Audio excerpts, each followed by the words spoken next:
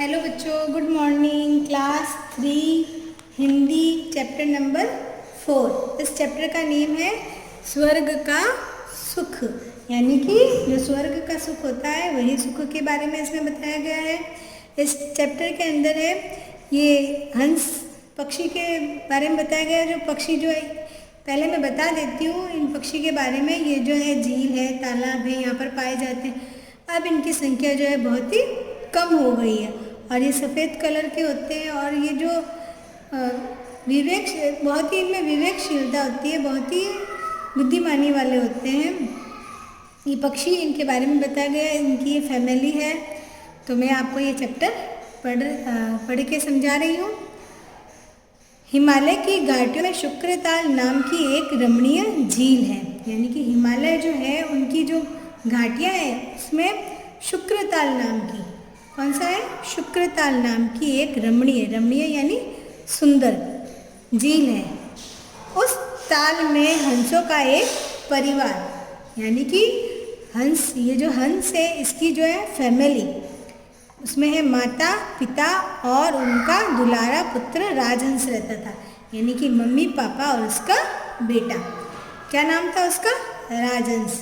पुत्र का नाम था राजहंस। एक दिन राजहंस के पिता ने कहा, जो राजहंस था ना, दोनों का जो बेटा, उनके पिता ने कहा, बेटा तू तो जानता ही है कि तुम्हारे दादा कैलाश मानसरोवर से यहाँ शुक्रताल में आए थे। ठीक है, यहाँ पे दिया गया है कैलाश मानसरोवर। ये जो कैलाश मानसरोवर है इसके बारे में मैं आपको बताती हूँ।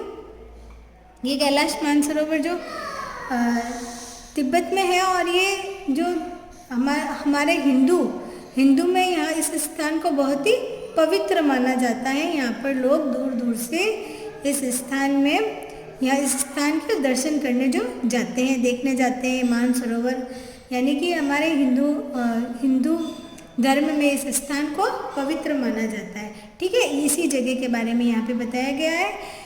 कैलाश मानसरोवर से यहाँ शुक्रताल में आए। ये जो शुक्रताल नाम की झील है ना, यहाँ पर आए थे कौन, इनके दादा।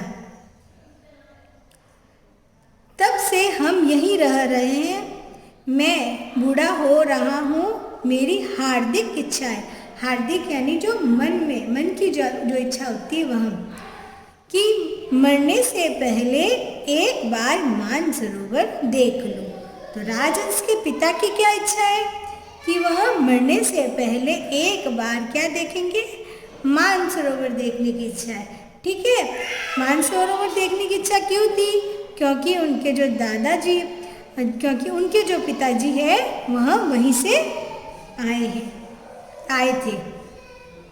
राजहंस की माँ भी बोल उठी, बेटा तुम्हारी दादी मानसरोवर में रहने वाली अपने रिश्तेदारों की बहुत सी बातें बताया करती थी। यानी कि राजहंस की जो मम्मी है उसने कहा, पहले तो पिता ने कहा कि मेरी हार्दिक इच्छा है, मेरे मन की इच्छा है कि भाई मरने से पहले मानसरोवर देख लूँ।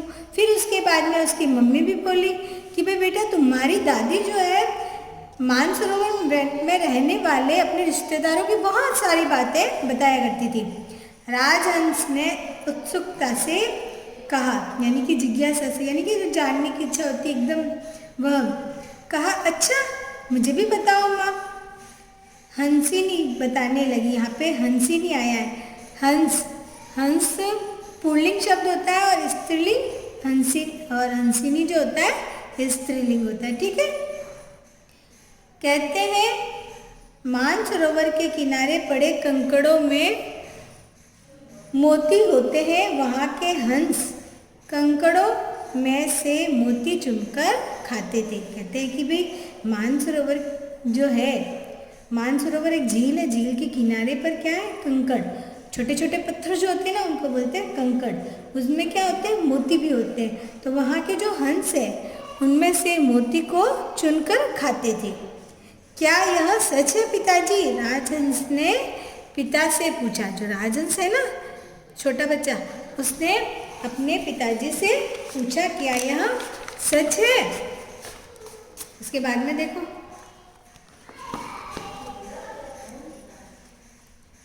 यह तो कुछ भी नहीं। यदि उनके सामने दूध और पानी मिलाकर रख दिया जाए तो वे दूध पी लेते हैं और पानी छोड़ देते हैं, राजहंस के पिता ने बताया। हाँ, ये बात सच है, जो इनके पिता ने बताया था तो ये बात सच है। कहा जाता है जो राजहंस, जो पक्षी जो होते हैं वो दूध अलग कर ले, उनमें इतनी जो है क्षमता होती है कि वह दूध अलग कर देते। अगर दूध में पानी मिला के उनके सामने रखा जाता था तो मतलब वो दूध पी लेते थे और पानी छोड़ देते थे। तो यह बात सच है बिल्कुल, राजहंस के पिता ने जो बताया। अपने माता पिता की बातें सुनकर राजहंस को बहुत हैरानी हुई। वह बोला, दूध को पानी से अलग करना तो सचमुच में चतुराई का काम है। हंस ने कहा, हाँ बेटा, हमारे वंश के हंसों की प्रसिद्धि दूर दूर तक फैली है। हंसिनी ने प्यार से अपने पुत्र को अपने पंखों में समेटते हुए कहा, बेटा, हमारे पंखों में अब शक्ति नहीं रही, यानी कि ताकत नहीं रही। क्या तू हमें एक बार मानसरोवर के दर्शन करा देगा? यानी कि कहा, ये देखो यहाँ पे क्वेश्चन मार्क है, तो ये पूछा है इसने क्या कि तुम हमें जो है मानसरोवर के दर्शन करा देगा?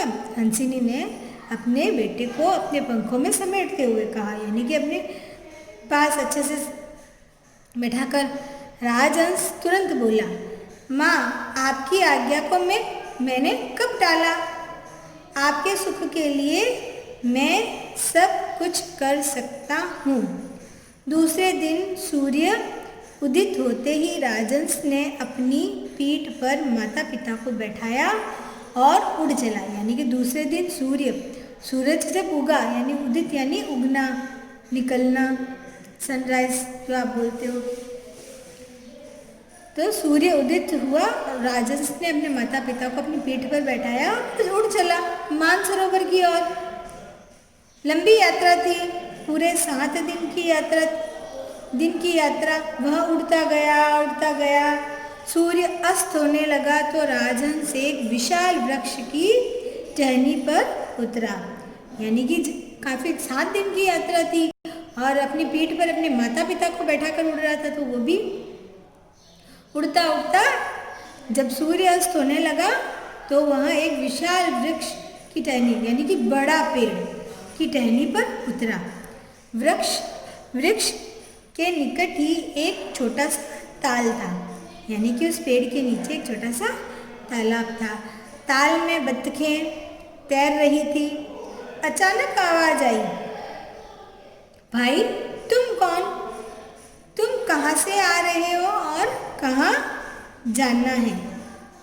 क्या आवाज आई कि कहाँ से आ रहे हो और कहाँ जाना है? कहाँ से? वहाँ ताल थी, ताल में बहुत सारी बत्तखें थी और वहाँ से आवाज आई थी। राजहंस ने देखा उन बतखों के बीच उसी की जाति का एक हंस उससे पूछ रहा है। राजहंस ने सारी बात बताई कि भाई मेरे पिताजी, ये सारी जो बात थी वो सारी बताई कि भाई उनको ले जा रहा हूँ। यह हंस सुनकर बोला,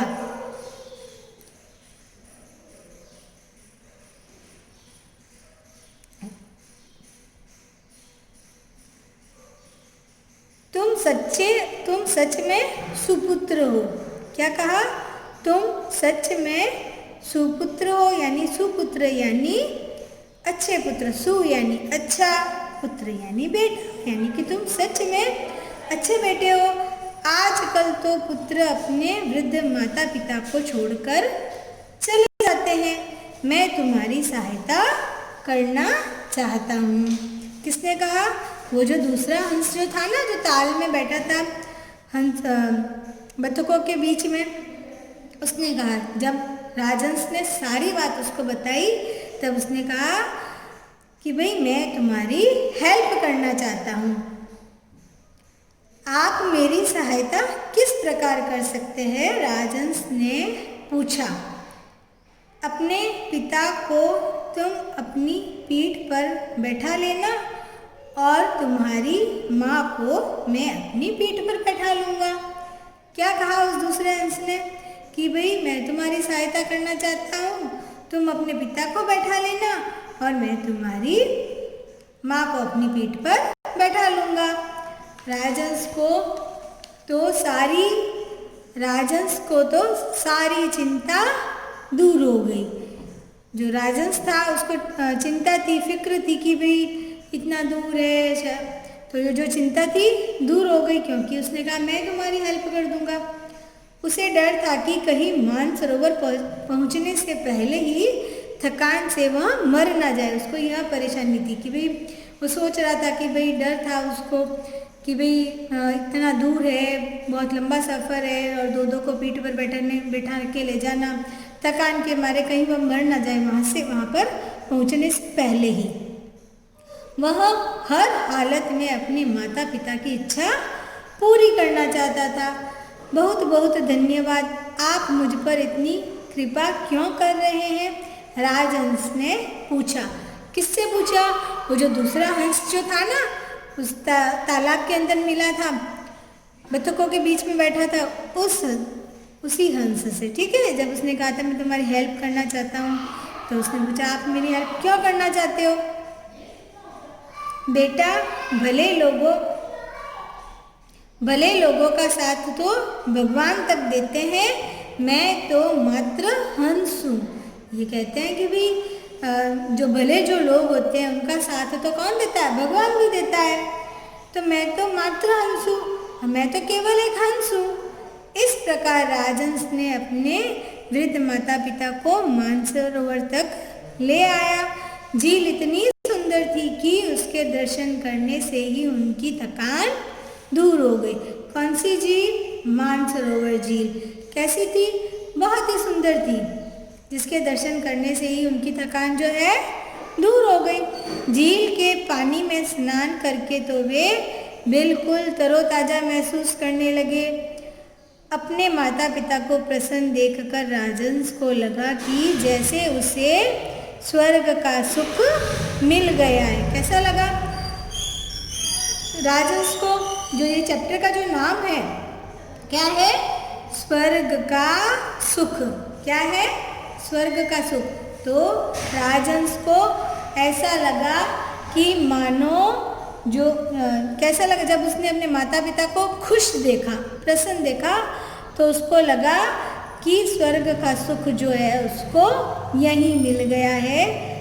जब उनके माता पिता ने मानसरोवर के दर्शन किए, उनको प्रसन्न देखकर राजहंस को भी स्वर्ग का सुख मिल गया। तो ये चैप्टर का नेम है स्वर्ग का सुख, जो राजहंस को मिला था माता पिता को खुश देखकर। ये चैप्टर बहुत ही अच्छा है, आपको अच्छा लगा होगा। आपको भी इसको रीडिंग करना है पूरा, और इसके जो है शब्दों के अर्थ जो हैं आपको कॉपी में करने हैं। ये है पेज नंबर 23 पर जो ये शब्दार्थ है आपको कॉपी में करने हैं। ठीक है, थैंक यू बच्चों।